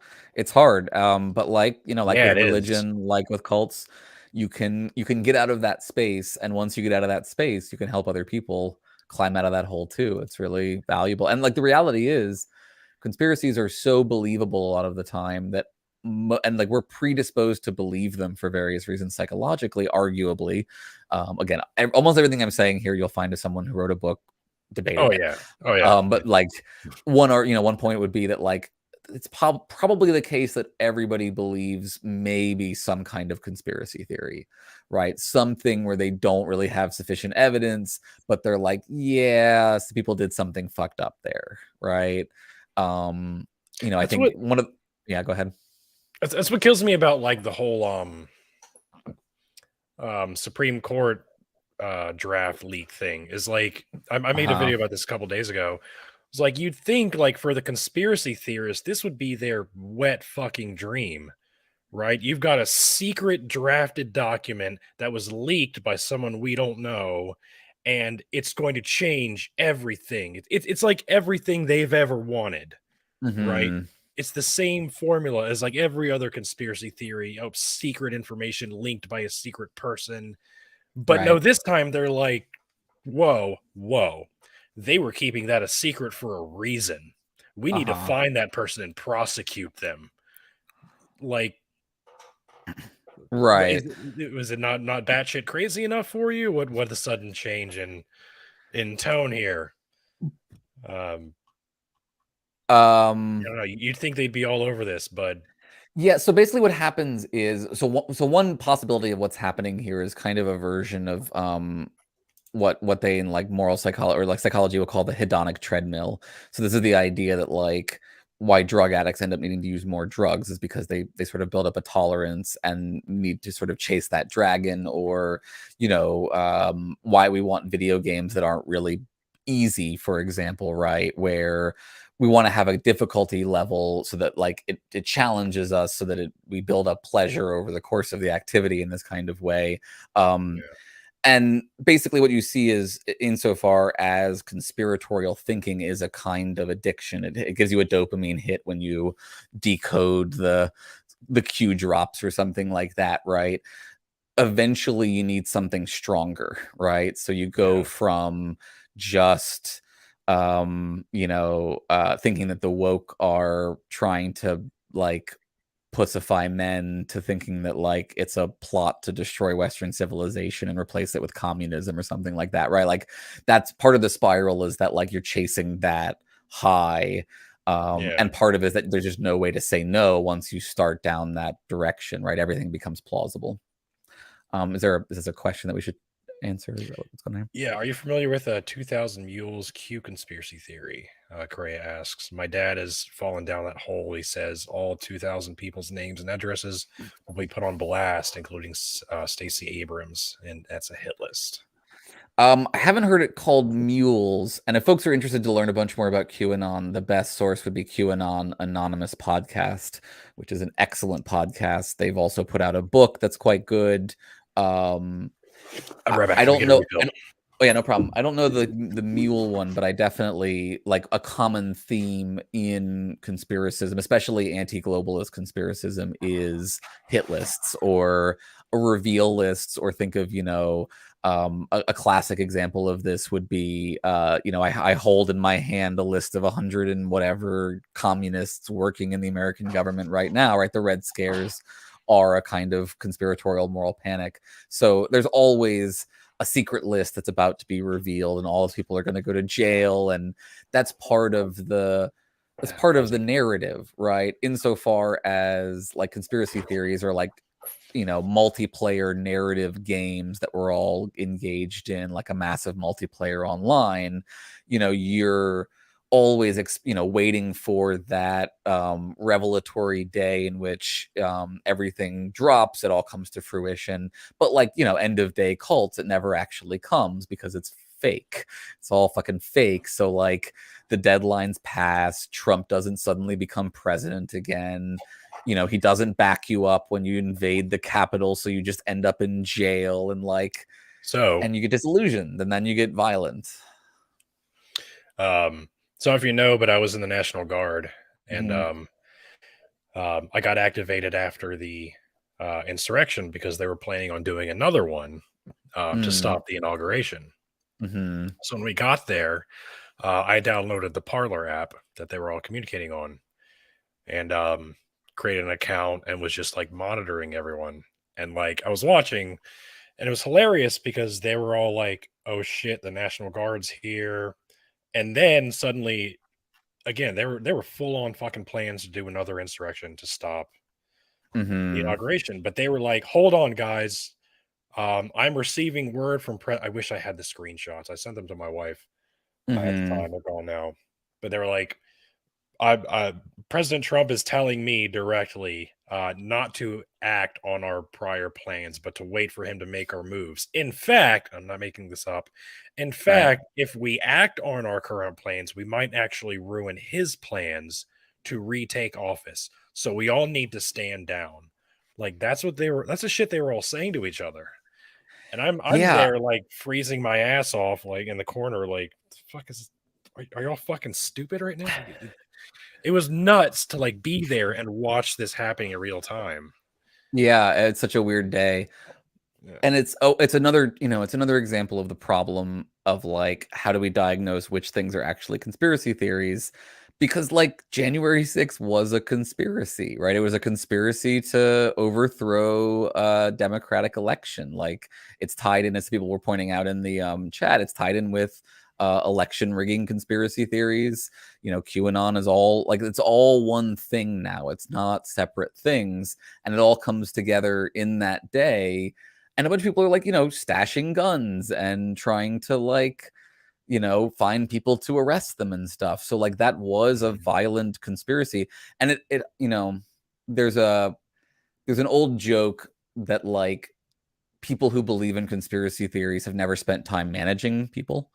That like if you would spend any time like having to manage any group of people larger than like two other people, you would understand why large scale conspiracy theories feel absurd on their face, because they involve a level of control and organization that human beings just don't have. One other attempt to like highlight this reality is mathematicians have tried to do sort of basically like conspiracy math and show that any conspiracy involving more than 3 people or something like that, like, or it's like a 4 or 5 or something, like the odds that it will be revealed go up exponentially. And so like there's an inevitable kind of reveal situation, right? And like maybe that's true, and then it's the case that like actual conspiracies tend to inevitably be revealed. But what do you do about the fact that you might be currently living during a time when one of them hasn't actually been revealed yet, which is possible, right? Like you could have been living during the time when like the Nazis were secretly killing a bunch of Jews and like a bunch of people didn't know about it, and that's a giant scale conspiracy. Yeah, that was very much a thing back then. Is everybody like heard these rumors about the Nazis when they killed the Jews, and they were like, "No, that's not happening. That's bullshit." And they it's didn't hard, take it seriously. Yeah. Right. And it's like hard to know how much of that was just denial, mixed with like desire to be anti-Semitic, like, yeah. But generally speaking, I think we can say, but again, like the Holocaust gets revealed, right? So it's not like what you certainly want to be more skeptical of are massive ongoing conspiracies that have never been revealed like actually substantiated, like the Bavarian Illuminati. Like there actually was a Bavarian Illuminati, but like the idea that it's still going and still having these kind of powers, right? That should be extremely implausible, because on a decent timeline, these things do get revealed if they are at that scale. And there's a big problem. One way you can often tell when someone is doing like conspiracy theory versus like actually tracking down a real conspiracy is that they go wide with it, right? Usually conspiracies are like actual conspiracies are pretty narrowly tailored goals, like fucking over one particular group of people, often in somewhat limited kinds of ways. Though you see, obviously, like systemic racisms can be versions of some forms of systemic racism are what replace the active, white supremacist conspiracies that preceded them. But generally speaking, like you do tend to find out that they exist. So like, is there what do you do in the current situation when someone is promoting a new conspiracy, right? Epistemically, how should you respond to that? And I think generally the answer is be very skeptical. So yes, the part of the going wide thing is that it's not just global going wide, like the Jews are controlling everything, not just this one country or something, is also historically going wide.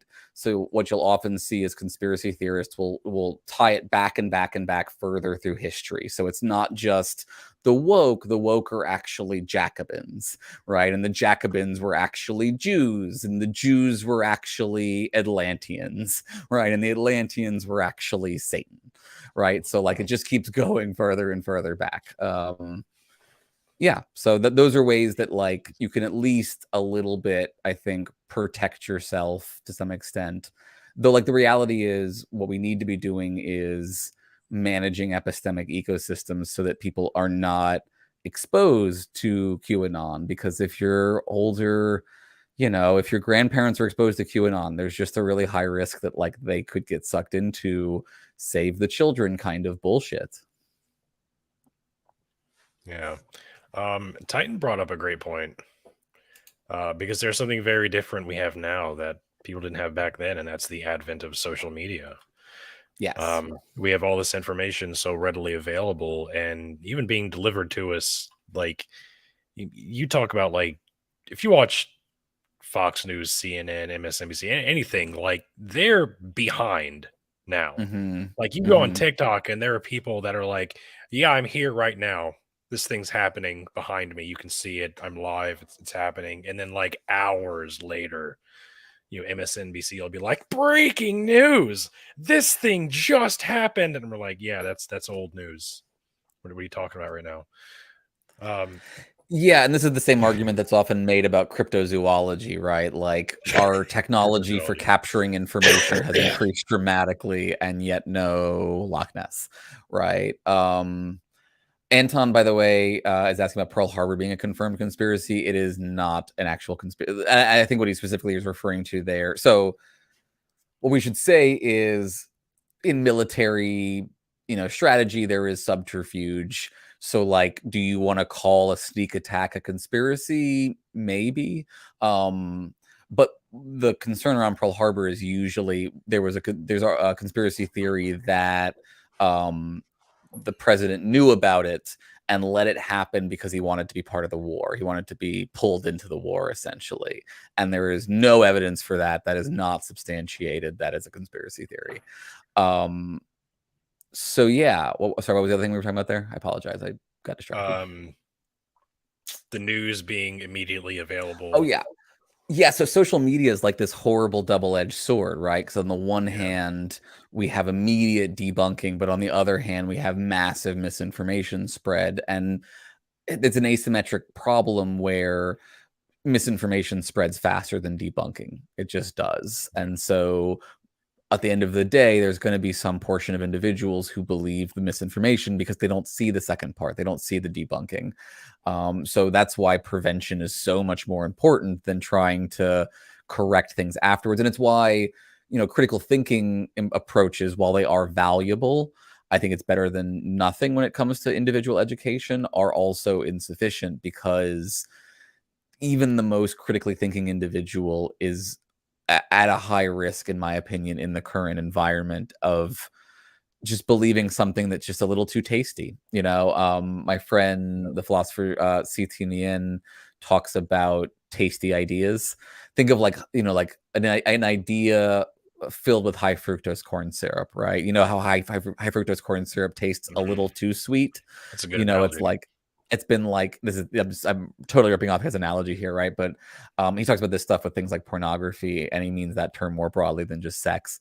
Outrage porn, any kind of thing that like gives you that burst of pleasure without the corresponding risk of actually having to do something or be connected to somebody, right? And so basically porn and these other kinds of things like conspiracism is somewhat intuitively detectable by whether it tastes too good to your taste buds, essentially, right? It's been manufactured to taste too good, the way that like junk food is manufactured to make us just consume it and consume it and consume it, right? Like the dopamine or the internet is designed in a way that you can follow the dopamine no matter where it's leading you. Mm-hmm. Like for some people, like critical thinking is their dopamine. Mm-hmm. Like I enjoy having my beliefs challenged. Mm-hmm. But there are other people that like, what is it that comedian Jim Jeffries was like? Some of y'all might remember. He was like, "What if you like fucking monkeys, right? And you go on and you feel bad about it." I'm totally ripping off him now. And he's like, "Oh, I shouldn't fuck monkeys. That's bad. I shouldn't be doing that." And then you go on the internet and you find other people who like fucking monkeys too. And then now you found a community of people who are comfortable fucking monkeys, even though previously you felt guilty about it. Now you found a community that's built around it.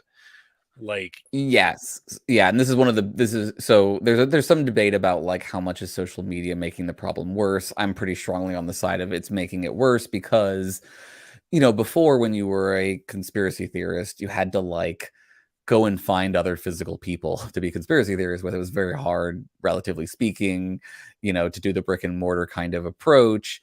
Whereas the internet makes it incredibly easy to very quickly find a group of people who are on the same, wavelength as you. And then those people start bringing in other stuff on top of it. I want to comment on something in the chat. yeah, go for it. Titan Uranus bringing up about age. Yeah, there's one before about this is actually important, the perception. It's like 2 up from that, 2 or 3. This is actually important, the perception. Yeah, this is actually important, and I wasn't trying to suggest at all that like this is only a problem for old people. It is true that people, again, vulnerability is vulnerability. So if you are in down on your luck, if you are a drug addict, and if you are an elderly individual, you are at higher risk of abuse, which includes misinformation style abuse. The strongest example that we're all familiar with is Fox News. Fox News has consumed a generation of people's grandparents, right? Just absorbed them into its gooey Cronenberg mass, right? In a way where you're just not going to get them back. And that's horrible and depressing. But they're not the only ones who are falling for stuff like this. A lot of people at a lot of different levels, at a lot of different ages, are all susceptible to different versions of this stuff. So young people are very online, and there are reasonable concerns that young people are also being highly sort of radicalized by things like, if not QAnon, then certain versions of stuff like that, or other kinds of weird conspiracies. And there's also problems because, again, young people today especially are in a particularly vulnerable position. A lot of them feel like it's now apparent that previous generations don't give a shit about them, that like we're just going to let climate change roll on without much change to our behavior, like fuck them. So they have adopted, and a lot of them, not all of them, but like a lot of them have reasonably reacted to that by adopting sort of iconoclastic and reactionary, trolly, ironic kinds of perspectives, right? And in turn, you get sucked into Kekistan, and then you get sucked into conspiracy theory world from there, right? Like there are different avenues for all generations of people to like on ramp into these spaces, right? We can talk about the centrist on ramps where you start with Sam Harris and he puts you on to Charles Murray, and all of a sudden you're a race realist who thinks that people are denying basic truths about the difference between races.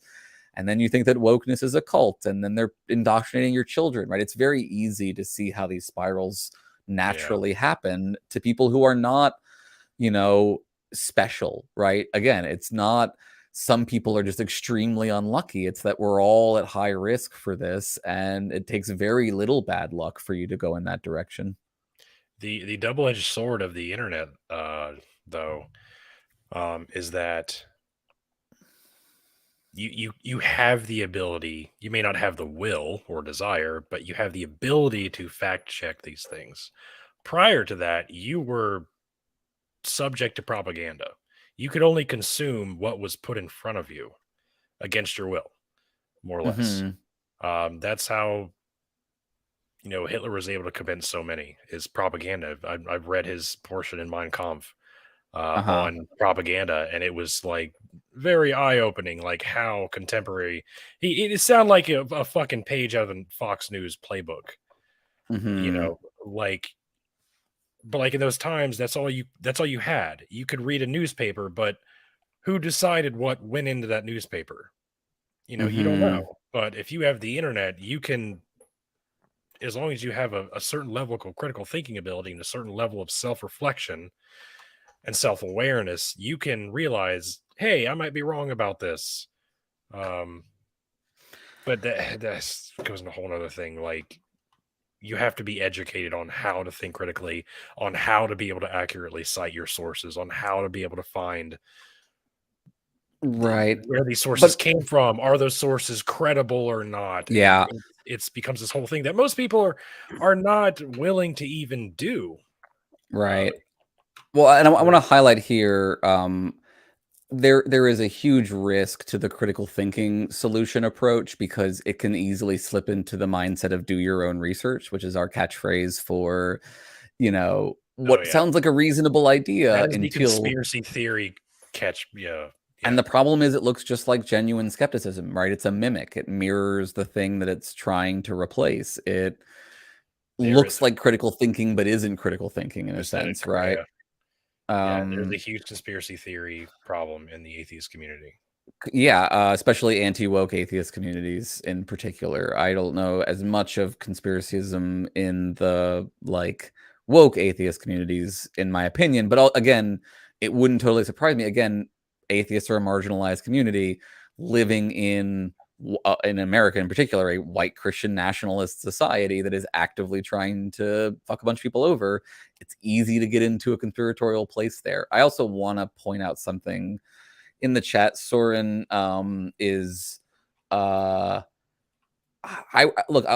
use this as a case in point. I would argue that what Soren is saying is a kind of conspiracism, and it gives an example of the way that it is very difficult to actively debunk this stuff. So if you go up a little bit, he said, MSM still controls the narrative. I bet 80% of Americans can't talk about Azov, which I believe he's referring to the neo-Nazi Ukrainian battalion, which, as far as I know, is a conspiratorial talking point about how, Ukraine is really very pro-Nazi or something, and the media is hiding it because they want to make the Ukrainians seem like the good guys. I don't know exactly where Soren's actually going there, because he doesn't follow up with it. But then he says, there are this is in response to the comments about Pearl Harbor. He's saying there are communications about the attack, which is, again, another common talking point that, as far as I know, and again, I can't lay them out in front of you here because I'm not an expert on this particular conspiracy theory, but having listened to experts on this particular conspiracy theory, my understanding is that is false and misleading, and the things don't actually prove what you think they prove. I haven't heard the one about the bases in the Philippines, but this is an example of where, there's always going to be another talking point, right? When you're talking to a conspiracy person who is of a conspiratorial mindset, there will always be another anomaly, another bit of data that isn't explained by the conventional narrative, that they'll say, well, what about this? Well, what about, the metal in the buildings? Well, what about the other building that didn't get hit by an airplane? There's always another thing. Anomaly hunting is key to conspiratorial thinking. And if you're an outside observer and you're just watching two people debate a conspiracy theory, and the conspiracy theorist is better at the debating, they're more informed, which is another big problem. Is when you're debating a conspiracy theorist, you're debating someone who spends all their time. They are experts, right? They're wrong about it, but they are experts at the talking points. So unless you are an expert on that specific conspiracy theory, the odds are good that they are going to come out of it looking better than you because they're going to know their shit better. It's very hard to undercut that. A great example of this, someone doing the best version of this possible is Michael Marshall, his podcast Be Reasonable, which I recommend to everyone. Not everyone can cope with it, I'll be honest. It's one of those things that I addictively consume because it's the kind of voidy content that I love. But it's basically him talking to fringe individuals, from like flat earthers to anti-vaxxers of various sorts or things like that. And he's doing it in, I think, a very thoughtful, critical kind of way, but like he can't become an expert on all the different things he talks about. And you can see in the episodes the challenge of using sort of general argumentative techniques to undermine conspiratorial talking points when you can't become an expert on all of the details. And that's the best that you can often do if you're not going to just focus in on one thing and be an expert on that particular thing. And the reality is, for a lot of people, they'll see a debate and they'll see the conspiracists do better, and they might become more inclined to think they might actually be onto something. So there's a high risk in debating conspiracy theories in that way. You have to really be on your game or you can do a lot of harm. It's very true.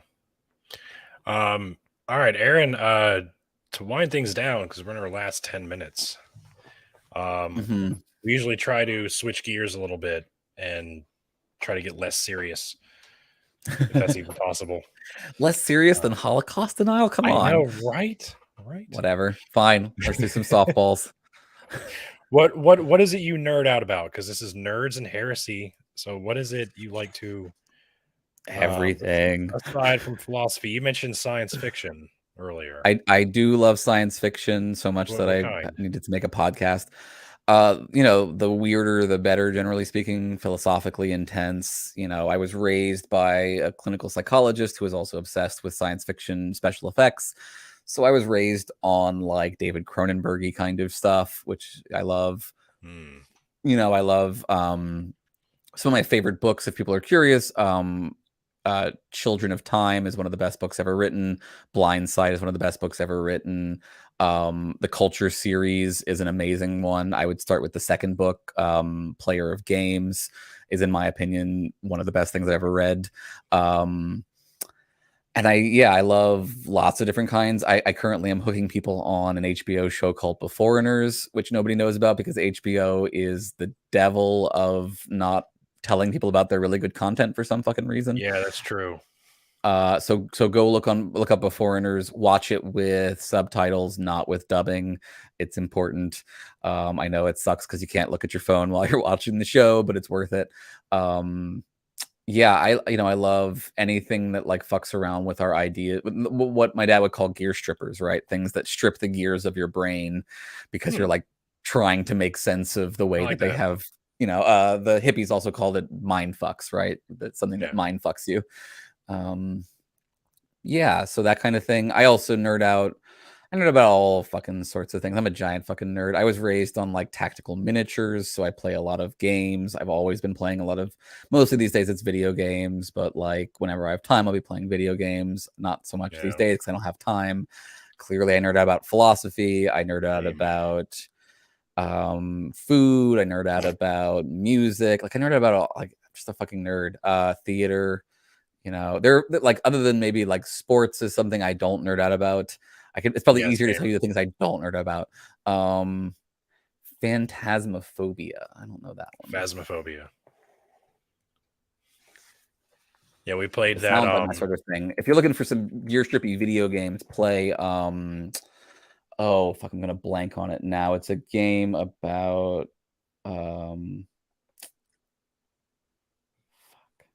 Well, Stanley Parable is one really good one. That's kind of a mind fuck, but it's not the one I was thinking of. I'll find it. You talk. I'll find it. Have you ever played? It's a little bit more mainstream than sounds like Soma. stuff you're going with. Near Automata. No, I don't know that one. Okay. Near Automaton. Yeah, it's a very fun game, and it breaks the third wall, it breaks the fourth wall, and it fucks with Okay. you. Like, you end up spending hours into this game, and then like, I hope I'm not spoiling anything, but like at the end, you're given the opportunity to sacrifice all of your progress in order to help another player defeat like the final interesting. boss. Yeah. I do love games that have weird mind fucks like that. The other one that I was thinking of is called Soma. It's like a walking horror kind of game, you know, like Dark Descent or something like that, but it's particularly good about like Ship of Theseus personhood kind of questions. I also really, while I'm talking about underwater games, the Subnautica, the original Subnautica, the second one is not as good, but the first one is exceptionally, maybe one of my favorite. I also really like survival games. So Subnautica is a really good survival game, and Long Dark is an incredibly beautiful survival game. Yeah, I play card games. I grew up playing Magic. Now I'm really into my current card game, digital card game is called Across the Obelisk. They just released the final chapter patch, which is awesome, and it's very satisfying in terms of rewarding clever play. That sounds like you're all over the place. I don't know. I don't sleep much, and I mostly just want to consume content as much as possible. Oh, same. There's so much out there. It's nuts. There's not enough time of the day. Yeah, I was talking about Decemberists, I think, with you at one point. Go listen to the Decemberists. What else is there? Amnesia, yeah. I just got into some other friends who I'm gonna do a recording with next weekend. Got me into a band called Wolfpeck. Let's see if I can find the spelling here for folks. Vulfpeck. If you're into funky kind of housey music, they are extremely funky. I definitely recommend you can start with albums like The Beautiful Game or Mr. Finish Line. Mr. Finish Line is a song that absolutely fucking slaps. And let's see. Cat Empire is an exceptionally good funky band that you can listen to every one of their albums. Titan, I need to figure out streaming to YouTube. I'll be honest with you, I'm sort of tapped out in terms of like hours to do the things, and so like getting content on other. I'm trying to get people to help me out a little bit on like getting content. See, I have the opposite problem. I have no problem doing this, but like uploading my audio into podcast format, I have tons of people who are like, "You need to make this into a podcast." I'm like, I don't know how. I understand. It's so hard to jump platforms. Like this is easy as shit. I'm loving all the suggestions in the chat. Final Fantasy 14. I never played the Final Fantasy games. I'll be honest with you. It was not. RPGs are generally not my favorites for various reasons. That's my bread and butter RPGs. There's a couple of them. Elden Ring for the third time. Yeah, there's a couple of them that I get into. I do like the single player. Check my DMs. All right. Yeah, I got really into World of Warcraft, which is not an RPG exactly. It's an MMORPG, but it's the and it's certainly I like to say to this day, World of Warcraft is the only game I quit because I did not get bored of it, and that was bad. Every other game, eventually, I move on to something else, but World of Warcraft, I just had to stop playing. I had a stepfather who went into rehab because of his addiction to World of Warcraft. That's why his marriage to my mother ended. Yeah, talking about bad luck, I was in the people who were in undergrad in college when World of Warcraft happened, and I saw the best minds of my generation. Not really. I saw many a friend basically lose everything, like fail out of school because they just sat Yeah, and played World of dude. Warcraft all day. It's incredibly addictive. I've I never believe that touched it eventually got never boring touched after. it because I knew. Oh, and like to this day, I won't go back to it just because I don't. It probably wouldn't do it for me the way it did then. But like, yeah, that's one that was really Yeah, hard for me. Yeah. we can do a after party tonight. I think I got a few more minutes left in me. Yeah, I should check in and see how my wife is Yeah, doing. no pressure to join. I mean, I always like to hang out more, but I always feel bad when I'm gone Yeah, for we'll more have than 2 hours, especially this late.